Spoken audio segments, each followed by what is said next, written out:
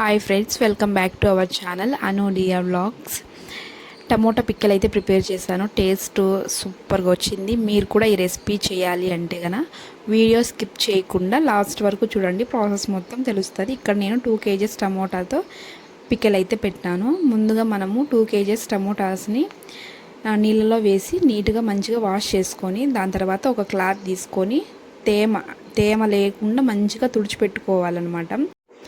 టమోటాస్కి మనకి తేమ ఉంటే కదా మనం ఎంత బాగా చేసినా పికెల్ అనేది చెడిపోతుంది. కాబట్టి క్లాత్తో నీట్గా తేమ లేకుండా మొత్తం తుడిచేసి ఒక కాయని మనము ఒక 6-7 ఒప్పులుగా అలా నీట్గా మొత్తం అన్ని టమోటాస్ని కట్ చేసి పెట్టుకోవాలి.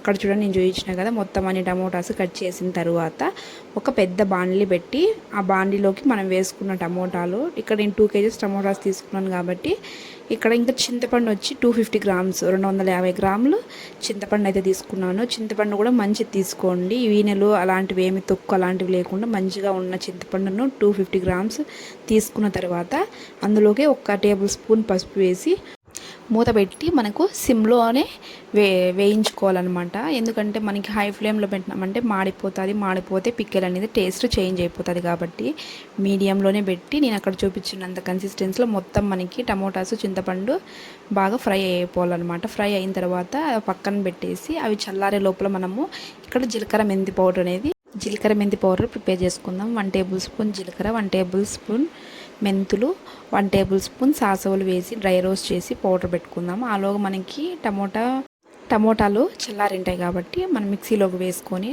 నేను అక్కడ చూపిస్తాను చూడండి, ఆ కప్పుతో 1 కప్పు కారం పొడి తీసుకున్నాను.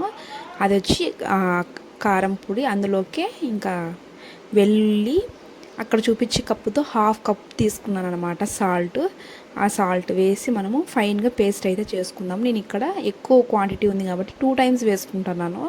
అందుకోసమని హాఫ్ వేసుకుంటున్నాను. మళ్ళీ కన్ఫ్యూజ్ అవ్వద్దండి. మొత్తం నేను తీసుకున్న 2 kgs టమోటాస్కి అక్కడ నేను చూపించిన 1 కప్పు కారము, 1/2 కప్పు సాల్ట్ అయితే తీసుకున్నాను. కానీ ఇక్కడ ఎక్కువ క్వాంటిటీ ఉండడం వల్ల నేను హాఫ్ వేసుకొని గ్రైండ్ పట్టుకున్నాను అంతే. మొత్తం క్వాంటిటీ అయితే కనుక 1 కప్పు కారం పొడి, 1/2 కప్పు సాల్ట్, ఇంకా అదంతా మంచిగా ఫైన్గా పేస్ట్ చేసుకున్న తర్వాత మనకి ఇక్కడ తాలింపులోకి నేను అక్కడ ఫస్ట్ కారం పొడి చూపించాను కదా, అదే కప్తో 2 కప్స్ అయితే ఆయిల్ తీసుకున్నాను. మనకి పికెల్ కాబట్టి కొంచెం ఎక్కువే పడుతుంది.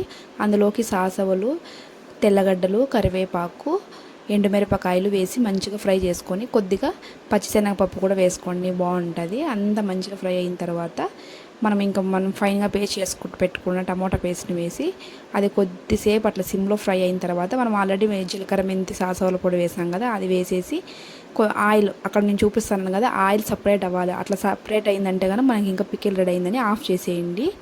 నేను అక్కడైతే టేస్ట్ చేస్తున్నాను. టేస్ట్ అయితే చాలా బాగుంది, పుల్లగా బాగుంది. బాగా చల్లారిన తర్వాత ఇలా గాజు సీసాలో స్టోర్ చేసి పెట్టుకున్నామంటే కదా మనకి ఎన్ని రోజులైనా ఉంటుంది. మీకు కూడా వీడియో నచ్చినట్టయితే లైక్ చేసి, షేర్ చేసి మన ఛానల్ని సబ్స్క్రైబ్ చేసుకోండి. ఇలాంటి మంచి కుకింగ్ వీడియోస్ అయితే మన ఛానల్లో వస్తాయి. Please support our channel.